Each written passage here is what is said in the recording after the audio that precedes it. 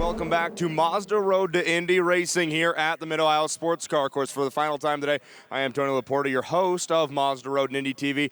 I'm down here with a good friend of mine, Aaron Telitz. He's starting on the pole position for today's last Mazda Road and Indy race.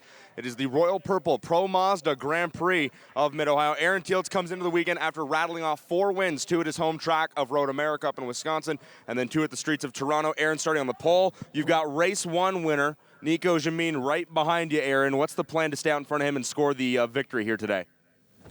Yeah, it's great to be on pole position, obviously. Best place to start from. I get to choose when I punch off, and we're going to go for a good punch off and then carry the lead through turn 1 and sail off from there and take the race at my pace.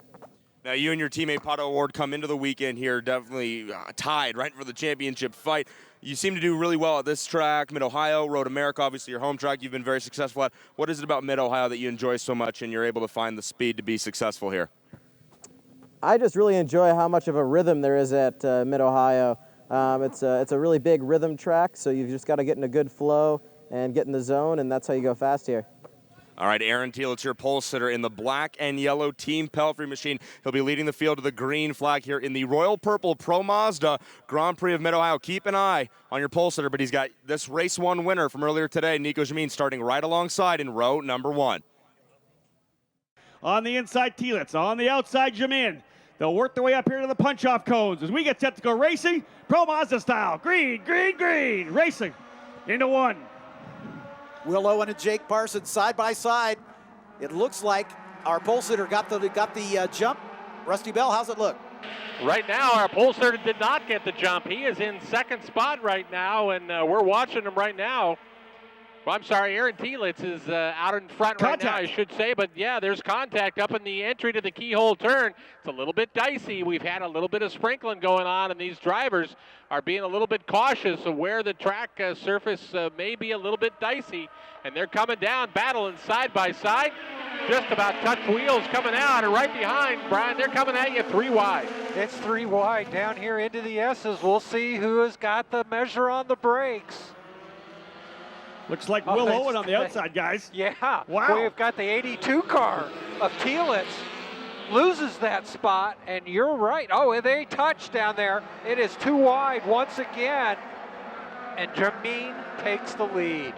Yeah, Jamin takes the lead in second place right behind. That is the 23 car of Owen. Side by side as they come off turn number 9.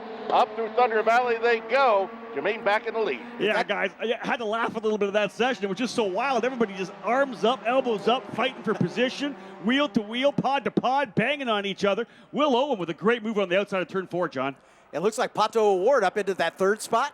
Indeed, you're right. Remember, he's had a struggle here this weekend. Here goes a move actually by T.J. Fisher, going to go to the inside at DePera. They'll go side by side into 1, and I think he's going to be able to fight him off. Indeed, he does. It looks like DePera holding on to the outside, but what a start there. As you said, able to go into the lead there is Jamin. Fantastic run again there for Pato O'Ward up the 3rd. Pretty great stuff there, Rusty. Yeah, but a lot of rough riding there on the outside. I think that was DePero. We'll take a look here as they come down the straightaway, but through the grass, over the top of the curbing, and got some air under the car. Caught it before it looped, but he is at the tail end of the field now as Jamin begins to stretch it out, probably about 5 car lengths. Jamin in control right now. Some of the drivers already looking for some different places to run here on the track. The 23 of Will Owen moves offline just a little bit at the exit of turn number 4. Jamin starting to stretch his lead. Absolutely, the battle for second place right now. Will Owen in that position. Then you go back to the 80 car of Pato O'Ward. O'Ward trying to make up for a bad day yesterday or earlier today. And watching him as he goes up into the carousel turn, the leader, Nico Jamin. Yeah, that crazy start awfully shuffling the deck as they were able to go all over the place on that opening lap. We had 2, 3, 4 wide at a time. It looked like Will Owen was going to take the lead coming down through the S's and get ready to go over Madness. He'd lost it as Nico Jamin was able to get up front. Jamin had some contact with Telitz going into the keyhole as well, and really the guy that came out the best in this in terms of the overall championship is Pato O'Ward, John. He was able to go into third spot. He's putting a ton of pressure on Will Owen right now as well. Yeah, he's doing exactly what he needs to do, which is stay in front of his teammate, Aaron Telitz, as Telitz taken over the points lead after the race this morning. So Pato O'Ward, the best thing he can do for the final 4 races of the season is keep that teammate behind him. You got to expect that Telitz, though, is going to be able to find the speed. He has been the fastest guy, one of the fastest guys here, significantly quicker than his teammate as well. So we'll see if Telitz will settle in here and then go to work on him. At this point, letting the tires come up to temperature, seeing how this race is going to shake down. Mr. Mid-Ohio himself, Nico Jamin, being able to pull away and look really good out front, stretching away, looking to try to win his 5th straight race. Remember, he won all 3 races in USF 2000 last year, swept the triple header weekend. He wins here in Pro Mazda. He's looking to go undefeated in the last 2 years here in Mazda Road to Indy action, John. That's pretty impressive. Indeed it is. Working their way out of Thunder Valley now. Again, Nico Jamin with a pretty solid little advantage as he comes up over turn 11. Good little lead there in the Cape Motorsports with Wayne Taylor racing car. That's the Soul Red Mazda, last year's USF 2000 champion. Of course, leading the way here, trying to claw back some points, looking to try to grab 3rd overall. Not really a chance for him to win the title. But the other really impressive guy here, John, is Will Owen. He's been able to step up, really got aggressive there. We don't normally see that kind of first lap aggression out of Will Owen, but I think that just shows the comfort he has with the car here. He and his teammate Jake Parsons side by side into turn 1, and Will Owen just kept his foot in it. Parsons a little more cautious, found himself back in 5th spot, but Will Owen up to 2nd. But he's got the 2 Pelfrey teammates behind him, and Pato O'Ward looking a little impatient. He'd like to get a little further forward if he can, as it looks like that was Telitz going wide at the exit of the keyhole, Rusty. Yeah, he was, and he lost a little bit of ground there. He's back about 5 car lengths. It was down to about 2. Now he lost about 3, but fortunately the car is still on track. It still looks like it's at speed.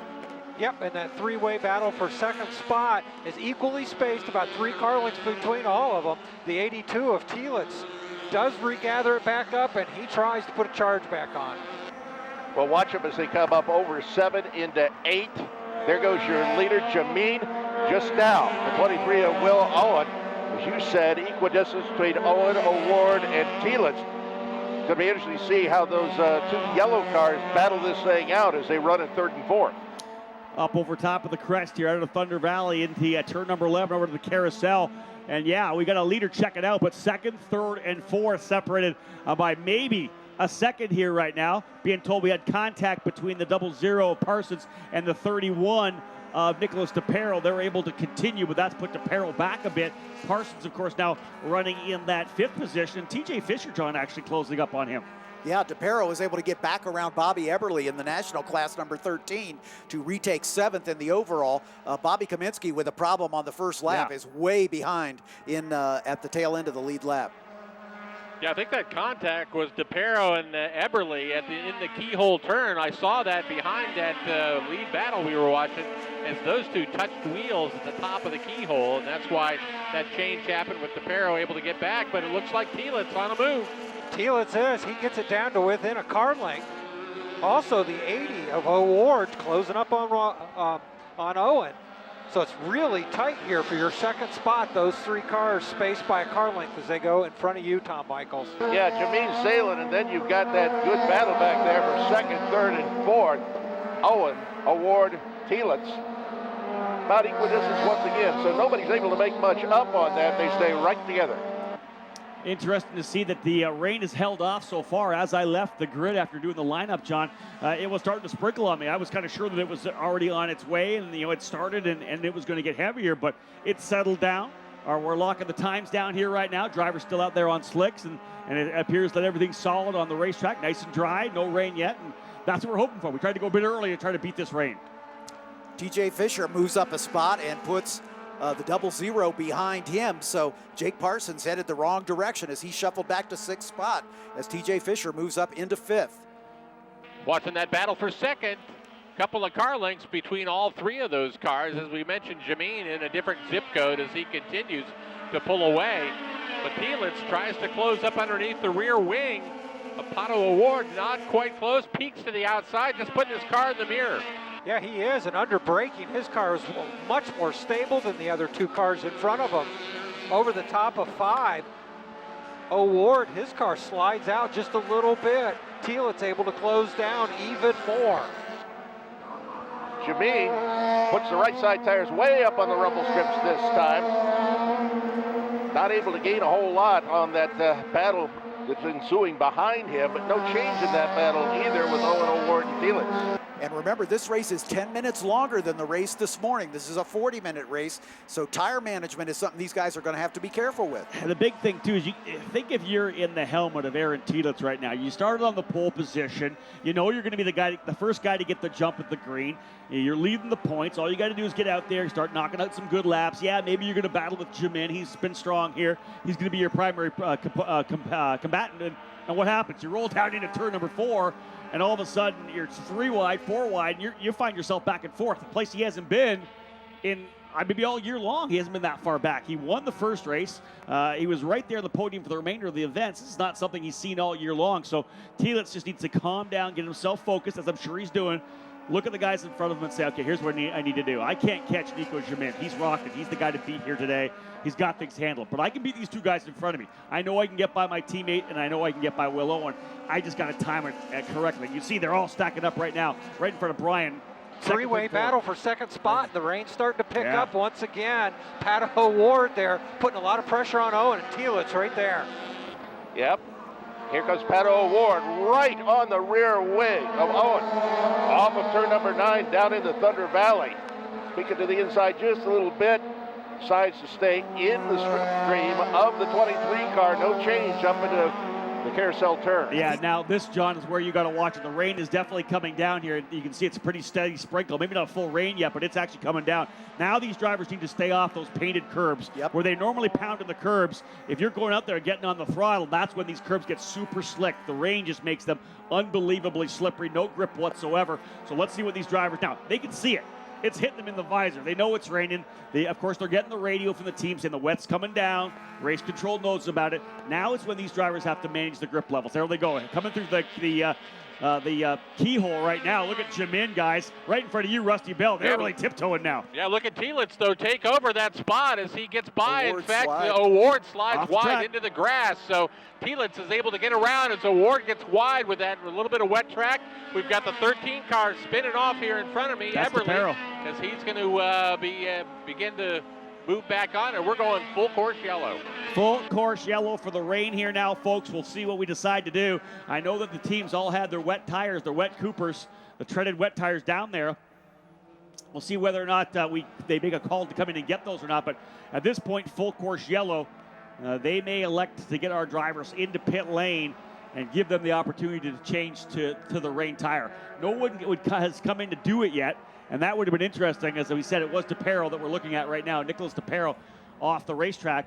I think had somebody come in here potentially and changed to the wets early, they may have said, hey, you know what? You're out there. Let's just stay. We don't need to go full course yellow. At this point, they can bring everybody in. Nobody's changed, so I don't think it'll be no harm, no foul if they call a red flag and bring everybody in to go to wets. Here comes Bob Kaminsky down the pit lane, as he was at the tail end of the lead lap anyway, so not much to lose for his team as they're setting out the rain tires. They're going to work as well. Yeah, car 31 off track and high centered coming out of the keyhole turn. That's DePero. We've got safety vehicles out there going to try to pull him off that curbing, but 31 spins it and is sitting high centered on the exit curbing for the keyhole turn. Again, a situation that, of course, race control expected was coming. We tried to go a bit early to see if we could beat the rain. We weren't exactly sure the exact arrival time.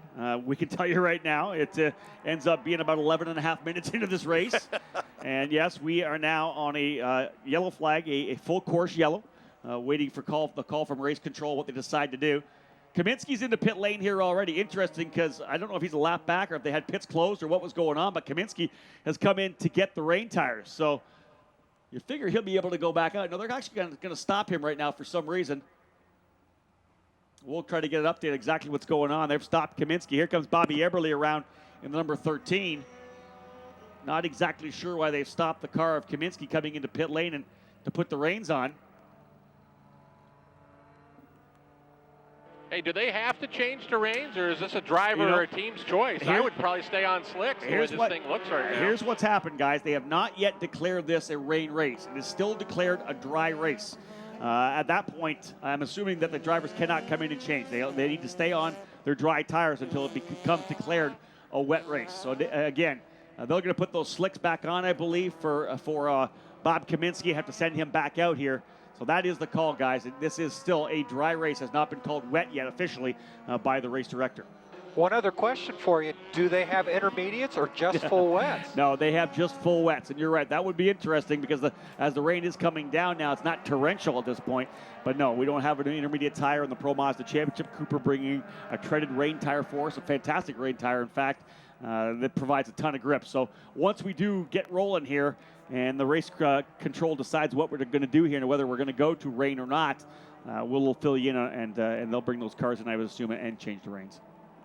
Have you had a wet race for these guys yet so far this season? Not yet this year. No, this would be exciting to see these guys get out here on the wets again. Who's good in the wet? Well, I'm going to tell you right now. You point towards certain drivers who get the job done in the wet, and Nico Jamin's been one to do it. He did it last year in USF 2000. It's not going to hurt him with this rain coming down. I can tell you that. Will Owen's been pretty solid in the wet as well.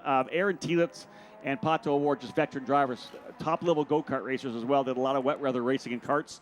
And again, that's one of the great things about the wet. It really is the great equalizer. It's not about horsepower anymore. It's all about your ability to modulate the throttle, to be really quiet with your hands, making sure you're not getting things out of control. You have to let that car kind of steer itself. When you start getting a little jerky on the wheel, that's when the car gets in trouble. So they're going to stay behind the pace car for the time being. DePero's car has rejoined, and Brian said he spun again as he was rejoining the back of the field. There he is now. No, that's Bobby Everly, sorry, waiting for Nicholas DePero to catch up with the back of the field. So I don't know if they're just going to wait this rain out or if they're just going to let the field pack up and then turn them loose. Well, I would assume, as the guy said, I think we're going to wait for it to do something. Because right now we're kind of in the middle. Like you said, can we put our intermediates on? No, we need to either go dry or we need to go wet. And with the rain coming down consistently right now, it appears that we're going to be getting close, I think, fairly soon. We are going to stay yellow here, folks, as they are evaluating the racetrack. If the rain does stop, we potentially can go back, take the green flag, and just let these drivers control themselves under what will be trickier conditions, slick conditions. If the rain doesn't stop, then, of course, we'll make the decision to bring the guys into pit lane and give them an opportunity to change the reins. Of course, the folks in race control have access to weather radar. They can certainly see what the near-term forecast is like. And if this looks like just a brief little shower that's going to blow over here quickly, the sun is out, so the track will dry very quickly. They may just decide to bring the pace car in and, like you said, let these guys go at it, realizing they're going to have to be careful as the rain's still coming down here on the front straightaway. Personally, I understand the idea of going yellow, full course yellow, but I've always been the proponent of it's raining. Let them go. You got to handle it. You got to handle the racetrack. But the only problem is we don't do pit stops. That's not the kind of thing we want to have our teams have to be ready for, to do professional pit stops. Sure. You know, you could get guys coming out with different guys that know how to do pit stops. That's not something we really want to turn in as a variable in a race where, you come in, you're a 30-second pit stop, and I'm a 10-second pit stop. It adds a lot of budget for the guys having to make sure they're able to do that. So, personally, like I said, I'd like to see them say, hey, you know what, guys? Run the conditions, because there's nothing more fun than being out with slicks on a track like this, especially trying to put down 270 horsepower, 280 horsepower in these Mazda Renesis power plants. That's a lot of rear wheel torque, and again, that's all about being smooth with the throttle. You're still going to get that when we go to the wets, but it would be pretty treacherous, especially this racetrack here, if we were on slicks the whole time. Getting, of course, input from the drivers, the race control talking to them, talking to their crews. Drivers saying it's unbelievably slick, and I believe the word dicey was the word that they used coming through as well. So they are getting input from the drivers, who are, of course, rolling around here. But, John, like you said, the rain's still falling, but the sun's shining right now. Yeah. Rusty's got an eye on the radar. And, Rusty, you say we're about done with the rain, it looks like? Yeah, we're about done with it. And back here, it's really not raining here on the back straightaway. We see one of the safety team members going to sort of push on the track here with his feet to see what kind of traction. And it really, there's a little bit of rain here on the back straight, but it's pretty dry right now. And like I said, the radar, in a minute or two, there will be no rain at all here on the track. Mid-Ohio certainly has the reputation of being very slippery in the wet. Yes. And you can run in the wet. We've seen it happen a lot. And we saw Sebastian Bourdais coming out yesterday in the Indy car with full wets during that monsoon that we had at the end of the day.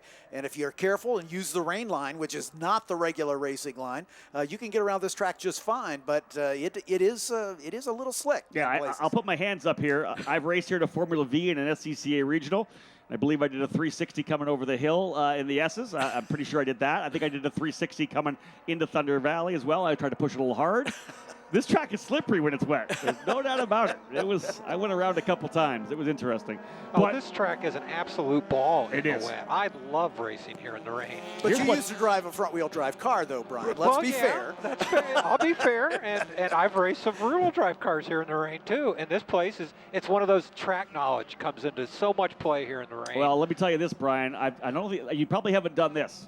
I ran a 125 shifter kart here back about 12 years ago in the rain, because we ran in the rain in a 125 shifter. We were 114 miles an hour at the end of the back straightaway, and the car's kind of aquaplaning the cart.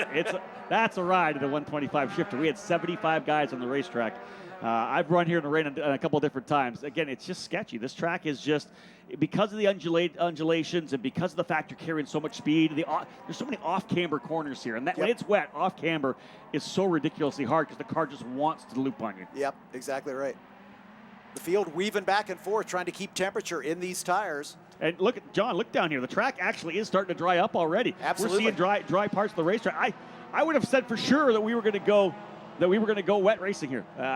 Being out there, looking at the clouds that we had, I thought for sure that we were going to go wet racing. But at this point, drivers searching around the racetrack, having a little feel where there is maybe some more grip. I don't think it's going to be long before we're back to green flag racing, guys. Yeah, I mean, if I were in race control, I'd turn them loose right now. Yeah, we're ready. It's dry out here, and from my vantage point, there is a rainbow that goes over the top of the tower that you're in, John. So we see a nice rainbow now pot of gold that's come out right behind you. So it's a good sign. It's ready to go racing here. It is dry wherever the sun was shining. There is no wet on the track out here, and we can see these drivers. They all look like they're ready to go. Well, guys, we know why I'm not a weatherman, because on the way in here, after it started raining, I said it was going to start raining. And then after it started raining, I said it was going to keep raining. So apparently, I'm probably as good as any weatherman around. Being told that the 57 now of Kaminsky out of the race car. So Bob Kaminsky out of the car with the mechanical. They decided not to go back out on track. Some kind of an issue there with Bob. So we'll update you on that one, driver. But 8 cars remain on the racetrack. And you know what? We're going to go back to green flag racing pretty soon. Yeah, the way the cars are weaving up and down the back and forth on the straightaway, Rusty, they've got no problems with traction now. No, it's good out here. There's no rain here, and the track surface is dry. So we are good to go. And in this section, everything I can see, the track is dry. We're good to go. I wouldn't say we're dry in the S's. So we've got some moisture down here. It's not going to take long, and it's going to be dry. But on the line, it's still slippery, and the curbs are soaked. If they touch the curbs, they're going to get like 15 more extra horsepower that they did not expect. Wheel spin. Tom, what about you back in the back part of the track? How's it looking over there? Oh, it looks fine over here. That's what I want to hear. Yeah, it looks great. It's wet, but it looks great. Well, I'll tell you, let's give a quick update here as we get ready to go back to green momentarily. There really actually was a pretty significant adjustment in our lineup during when that rain started to come. A couple drivers had some trouble. We saw Nico Jamin get sideways a little bit, but the big guy that went off the racetrack, it wasn't even DePero. It was the fact that Pato Award went 4 wheels off when we got wet there, and that allowed Aaron Tielitz to slip by. So at that point, before we went yellow, Pato was actually in front, was going to try to claw back a couple of points in the championship. With that off, that's put Aaron back into 3rd position, which again gives him some more points. That actually was a huge change in the program in terms of championship points. That's allowed Tielitz to go back into 3rd. So the lineup right now sees Nico Jamin up front, Will Owen in 2nd, Aaron Tielitz 3rd, Pato Award 4th, TJ Fisher now 5th, Jake Parsons 6th, Bobby Eberle and Nicholas DePero. That's your 7th and 8th place drivers. DePero back on the racetrack here in that number 31. So we get set to go. DePero, I believe, 1 lap down. Bobby Eberle is going to let him go in front of him here to go back to green. But again, we sit and await the opportunity to go back to green flag racing. Yeah, DePero is the only car a lap down. Everybody else on the lead lap. So Bobby Eberle, the last car on the lead lap. And we're just waiting for race control to tell the guy in the pace car to turn the lights out. Pit lane is dry as well. Looking down here, the front straightaway looks. I want to say the front straightaway is completely dry, John, from what I can see from here. Yep. Again, like we said though, and Brian pointed it out as well, as these curbs will still be a little bit wet. They don't normally dry up quite as quick as the asphalt. So, being told that we were going to go 1 to go when they get back to the line, 1 more lap to go when they get back to the line here. So, They will circulate around the pace car for just a couple more circuits, and then we'll let these drivers loose. Still lots of time left. We're right around the 17-minute mark, 17 minutes still remaining in this event, and I guess a little bit lucky the fact that we had a 40-minute event. We are going to get some more racing. Nico Jamin going for his 5th straight Mazda Road to Indy win here at the Mid-Ohio Sports Car Course. It would be very impressive if he's able to continue that streak, because this guy just likes this track, and he's real comfortable. And that team just starting to gel right now. They've had some good finishes. He was able to get on the podium in Toronto. He was able to get 2 podiums, on the podium 1 time at Road America, twice, both events, a 2nd and a 3rd on the streets of Toronto, and then he wins here. So that the momentum, the forward progress of Cape Motorsports cannot be understated here right now as we go to the final couple of races of the 2016 season. There's a reason he's in that Soul Red car. I mean, he earned the right to drive that. So clearly, now that he's getting a little more comfortable, obviously there's a whole lot more horsepower under his right foot in this Pro Mazda machine. So he's got to get used to what that car is all about. And we understand the pace car is going to come by the stripe and then give the indication of 1 to go that time by. So 1 more lap behind the pace car, and then we should be able to turn him loose. You guys were talking about Nico. He was doing something really smart this last time by. He was getting up on the curbs, seeing what it's like on the curbs. That's really interesting. Great pickup to see that he was able to do that. And that's it. You have to explore the racetrack. You're obviously going to be using it. So the idea is to find out all you can on these final laps. They'll scrub their tires as they work their way up the front straightaway again, trying to build some heat into these Coopers. Track's obviously cooled down a little bit.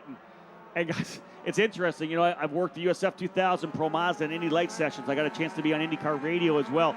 And everybody talks about it. And I know you guys deal with it because you hear all the time. This track changes so much over the course of a weekend. A temperature change when the sun goes away behind the clouds. This track is just unbelievable how much it changes. Well, that's I love it. That's why we love it. That's a huge compliment. I love that. Yeah, exactly right. It always catches some people out. I mean, we look at it, IndyCar qualifying. If you would have given money that Scott Dixon would not be in the Firestone Fast 6, I would have taken all of that you want to give. Right. He just wasn't able to get it done. Again, drivers giving some information into their spotters. We're picking some of that up. We're being told still a little damp over in the keyhole, but you know what? Let's go racing. Those drivers can figure it out. Yeah, they'll make it work. Yeah, they'll figure it out pretty in a hurry. That's right. They'll figure it out or they won't. And that corner, when it is wet, is a tough one, is it not? That off-camber, downhill, it's right-hander. It's tough in the dry, much less in the wet. And you always wait to get back on the throttle. And of course, when it's slippery, you're going to do the same thing. You're just going to try to just roll back on that throttle. And we'll see how the drivers who remain on the track handle that when they get to go through first time. Now, we're being told that we're potentially going green this time by. We have not got that full official confirmation. We'll look as they roll around here. Indeed, there it is. That's the official confirmation. We got the thumbs up. We are going green. Alicia knows this time by. So if she says thumbs up, we're going. She's got race control in the ear, so she's with us here. Alicia Hodap always handling our live broadcast. I know those of you able to talk to her on some of the chat lines we have when we do our live broadcast here in the Mazda Road to Indy app and through Mixler. We're thrilled that you're with us. If you're listening live here, it's a great way to cap off the evening. A lot of people enjoying the camping here this weekend. I'm sure they've got the barbecues fired up here pretty soon. The cold beverages are out to cool off of what's been a really hot day here. We're going to go back to racing, though, folks. We have, I believe, about 13 and a half minutes of competition still to come. Final race of the day, the second end of the double header here for Pro Mazda. They'll work their way out of the carousel. Jamin, Owen, Tielitz, Award, Fisher, and Parsons getting ready to roll out of the final corner. Here we go. Quick little break for some rain. We're back at it. Nico Jamin jumping to the throttle. He'll go to the bottom of the race tech. Tielitz goes to the inside. He gets Owen. Tielitz trying to go to the outside of Jamin. What a start for Aaron Tielitz, Rusty. He was able to get the jump here at the line. Went to the inside. Of course, Jamin, though, came across to try to block, make sure that nobody was able to go by the inside of him. But, Rusty, you just watched Tielitz go all the way to the outside to try to go 2 wide through 1. Yeah, now he's on the outside of the keyhole trying to get Jamin, but Jamin's able to drive about a car length in front of that, but right behind him, they're 2 wide. We'll take a look at that as Will Owen involved in that, coming down the straightaway, still side by side. As we see those 2 cars coming by, that's the 23 and the 00 now up into that. Jake Parsons doing battle now, all for that 3rd spot. Yeah, great battle for 3rd as they make their way into the S's the first time under green flag here after a brief rain delay. Jamin showing the way. Tielitz right behind him, and we have got a 4-car battle now for the 3rd spot. Tom Michaels in front of you.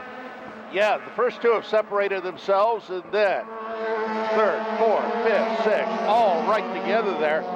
They move their way down through Thunder Valley. No change as they make their way up into turn number 11. If you replay that start, John, it just seemed to me like both Jamin and Owen got caught out by the green. You figured that Jamin would have punched off early, but I think they waited a bit on the green, and that actually allowed Telitz to get a better jump. He was able to get to the inside of Owen, got a good run. Nico came across. Owen went back over to the front from left to right in front of Owen to grab that second position. Just a wild start for sure, but again, a big one for Aaron Telitz. When you're trying to win a championship, that's the kind of move you have to make. You have to take full advantage of any opportunity, and right now he's got Owen trying him on the outside, Rusty. They're all stacked up there. They're three wide once again coming onto the straightaway. That time Will Owen got blocked trying to make a move there on Telitz. Couldn't get the job done. Now he's on the inside of Telitz, driving into the grass at the gate. Still on the inside. He's going to try to hang on to it there, Brian. Oh, and what a brave move. Is he going to make it stick? He does. Is he going to hang on to it at the exit of turn number 4? And he does. We've got a new second place. Owen gets it done. Telitz fights back. Telitz tries to get it on the outside of 6. Can't get it done. Of course, this allows Jamin to get out. He's almost 4 car lengths out now in front of you, Tom. Yeah, in the battle for second, third, and fourth. Right there, as you said, Owen up there into the number 2 position. He's not able to stretch it very much, but he wants to take off after Jamin now. So Race Control had a look at the review of the start, wondering whether or not it was a jump for Aaron Telitz. No action taken, so they decided that it was a good jump start, a good start there for Telitz. But I'll tell you, he just doesn't have the speed here right now, John Phippen. I'm telling you, he went to second real quickly, but Will Owen was able to work his way by. Owen third yesterday. He got a taste of the podium. You know he wants to get back there. And Pato O'Ward is all over his teammate, trying to find a way around to get himself up into podium contention. It just seems like Aaron's tires need to come up to temperature a little bit before he really gets good. He's already closing back up a little bit here. And again, just as those tires start to come to temperature, then he's able to challenge again, just like he did with Pato at one point. But, man, we're seeing a good little battle here as well, as I believe Will Owen closing up here as well. Will Owen's having a good run here, guys. Yeah, he's driving defensively. Jamin's trying to drive defensively to keep Owen behind. They're side by side, but he can't hold it. Yeah, Owen almost goes off the track. He was side by side, had the lead there just for a second. Now he's falling back into the grips of Telitz. Telitz can't get by him. But for just a moment, Owen had the lead. Now, Tom, when you see him, big gap, and now Owen defending second. Absolutely. There's about a car length between second and third right now. Owen with that advantage over Telitz, and O'Ward is not that far off the rear end of the Telitz car. Super impressed right now with Will Owen and the aggression he's showing and the pace he's showing, trying to go after the lead. Like you said, once he got there, he was going for it immediately, guys, right in front of Brian there as they worked their way into turn number 4. But at this point, with that little issue he had, trying to force the position change down in turn 4, it's dropped him back in. Now, that's when a driver has to change the switch. You got to go from being aggressive and trying to go for that pass to thinking defensively, like, man, I made a mistake there. I tried too much. Now I'm back to having to hold on to my position. He just needs a little bit of gap like he's already developing. Looks like, to me, Rusty, they're in front of you right now or coming in front of you. It looks to me like Owen's been able to pull away from Telitz just enough. Yeah, he's got a nice gap right now, and Jamin's picked the pace back up. Jamin looked real uncomfortable there, was not able to keep pace at the start. He just happened to be in front when the flag came out. Now he's starting to drive away just a little bit, turning quicker lap times in the car behind. But it's that teammate, Pato O'Ward, all over the back of Telitz.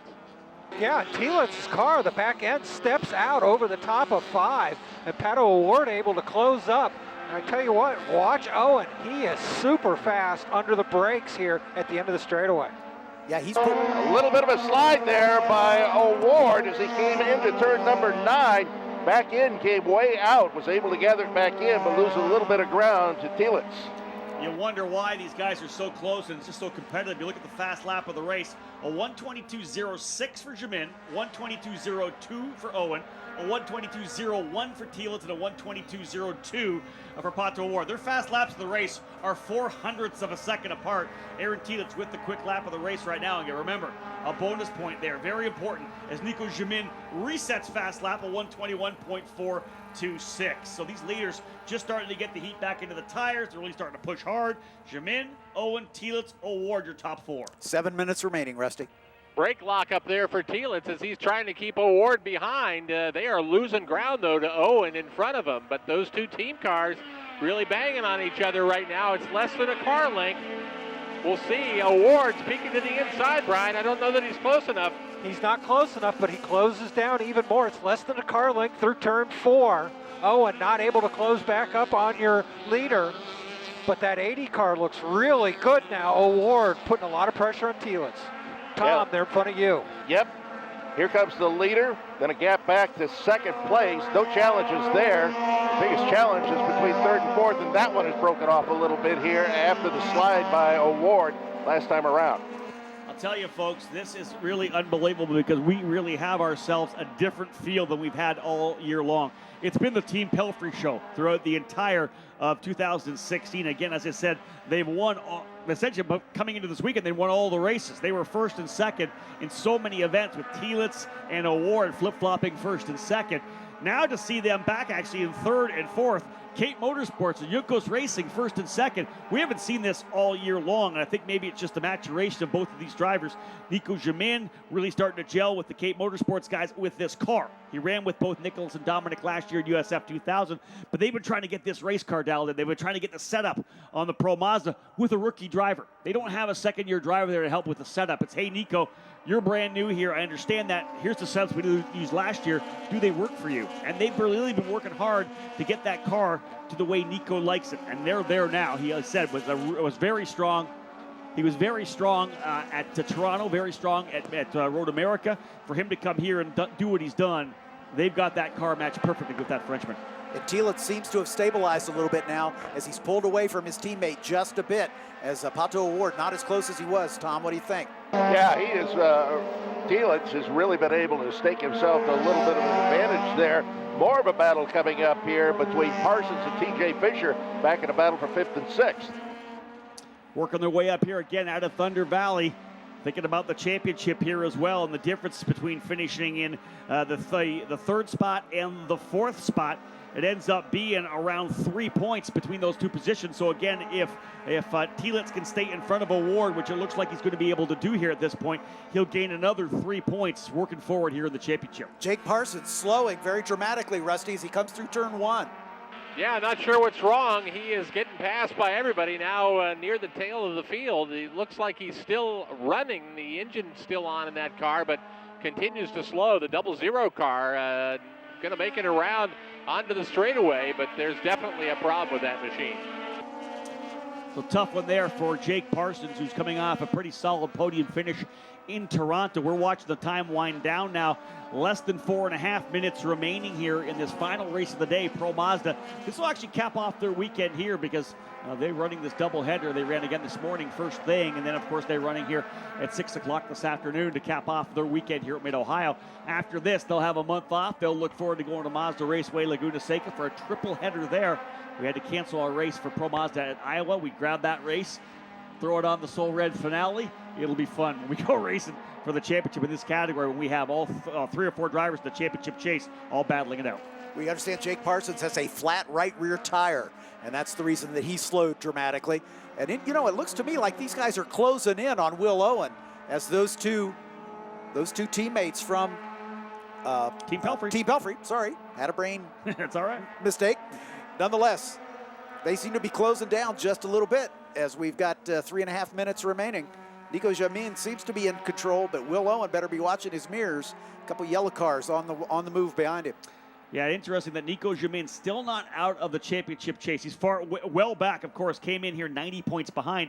There's 99 points available at the finale, 33 points per race. Now, you'd have to have a couple of DNFs, or maybe they don't even show up, but in the end, Nico's still trying to just kind of chip away at it here right now to see if he can't put his name in the hat for a championship. Here comes Parsons, as you said, with that flat right rear. I don't even know if they'll bother getting him out here right now. I think they'll probably just park the car with about 2.5 minutes remaining. No sense in sending Jake back out. He'll be officially classified, I believe, in the 8th position once Nicholas DePero rolls back around here. But guys, up front, Nico Jamin with another fast lap of 1:20.559. Almost 2 full seconds, the advantage for the driver in that Soul Red Mazda Speed-sponsored car. Last year's USF 2000 driver, John, so impressive here. If he wins, it'll be 5 straight victories here at Mid-Ohio. Will Owen got to be careful as Tielitz continues to close that gap down. It may be too little too late with only 2 minutes remaining, but Tielitz and Pato O'Ward closing down on Will Owen. Watching that now across track, I don't know, Will Owen seems to be able to stay out there, but those two yellow cars certainly are battling each other, and that's allowing them to get a little bit closer as we see the 00 car coming out. Jake Parsons with a tire change and back underway here with just a couple of minutes left. Looks like it's going to be the white flag this time by. It'll be 1 lap remaining here as the timed race of 40 minutes coming to an end. Great run so far for Jamin, and yes, Will Owen, impressive for him to go to second place. He was third in the opening race here today, able to come back to second, so a couple of great podium finishes here if Owen's able to hold on to that spot and bring it home. Tielitz and O'Ward, man, both for the first time we haven't seen at least one of those cars first or second on the racetrack in the entire of the 2016 season, as K Motorsports and Juncos Racing stepping up here today. Tielitz noticeably closer, John, as they comes up to the top of the hill. I want to say it's about maybe 6 car lengths as they come down here to the carousel. With 1 lap left, there's definitely going to be a battle for the final step on the podium, or the second and third steps on the podium. They're about equally spaced. I'd call it 4 car lengths from third to fourth and fourth to fifth. Interesting thing is that I don't see Tielitz trying to make any kind of a bonsai move. Sure. He's already ahead of his teammate, so he's going to stretch the point lead a little bit more. It'll be 3 points that he'll stretch out again after what he was able to do here today. It looks like they actually did bring Jake Parsons back onto the racetrack. I don't know what they did there, but he's back on in front of DePero, so they're still racing. I think they're actually a lap down racing for the position. Yeah, they are a lap down. He did come out with a new tire on that car, but we're watching this battle coming down. Less than a car length now. Thought that we might see a move there from O'Ward, but he decides to stay behind. O'Ward had closed it down. It's less than a car length now, guys, through the S's here. We'll see if he's able to close it up even more. We're headed for the checkered flag. Tom, in front of you, we got a challenge. Here comes Nico Jamin, then the second place Will Owen. Pato O'Ward last time around had the fastest lap of the race at a 1:19.9, but here they are, front of the field, up into the carousel. That fast lap could be crucial in the points. That's an extra bonus point for Pato O'Ward there. But ladies and gentlemen, we'll call him Mr. Mid-Ohio for now, because here he comes on the final corner here in Mid-Ohio. Back-to-back jacks for Nico Jamin. He wins. The Cape Motorsports crew out to the fence once again. 5 wins in a row for Nico Jamin. Sweeps USF 2000 last year, sweeps Pro Mazda this year. Mr. Mid-Ohio gets the job done here in the Mazda Road to Indy, presented by Cooper Tires. He wins by 1.85 seconds over Will Owen in the number 23, the young American driver for Juncos Racing, doing a great job here today. A third in the opening race, second today. Great points haul for him. Aaron Tielitz ends up finishing just ahead of Pato O'Ward. That will be a 3-point difference, John, in Tielitz's focus on trying to get this championship. He stretches a little bit more here today. Twice in one day, victory here in the Royal Purple Grand Prix of Mid-Ohio and Pro Mazda. Nico Jamin, congratulations. How did you double up in victories here this afternoon? Man, that was the craziest race of my whole life. I mean, that was hectic with the conditions, the start. I knew I had to go for it at the start on Aaron because it's very hard to pass on this track, so I had quite a good run in turn 1, and then I tried a crazy pass in turn 2 with touch wheels and everything, and then we went 3 wide into the next corner, actually 3 wide into the next 3 corners, so that was so crazy. I ended up getting the lead somehow, which was good, and then just try to manage the race and not do any mistakes on these very tricky conditions, because the slick tires on the wet at Mid-Ohio, it's not the funniest thing to do. But thanks to the race director, he held us in behind the pace car just to wait for the track to dry. So that was really good of him. And a huge thanks to Mazda, Cooper Tires, and Royal Purple. Nico Jamin, twice a winner here at Mid-Ohio. Congratulations. Thank you so much.